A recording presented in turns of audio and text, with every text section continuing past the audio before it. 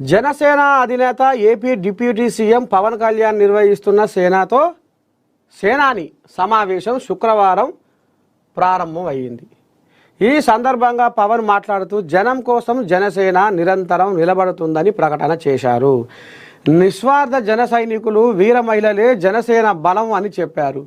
వచ్చే ఆవిర్భావ సభ నాటికి సంస్థాగత సైన్యం సిద్ధం కాబోతుందని అన్నారు.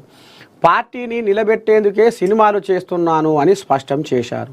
అయినా సినిమాలు చేస్తే తప్పేంటని విమర్శకులను ప్రశ్నించారు. అక్టోబర్ నుంచి పార్టీ కేడర్తో సమావేశమవుతానని అన్నారు. తనకు కులం మతంతో సంబంధం లేదని, ప్రతి అంశంపై మానవత్వంతో స్పందిస్తా అని అన్నారు.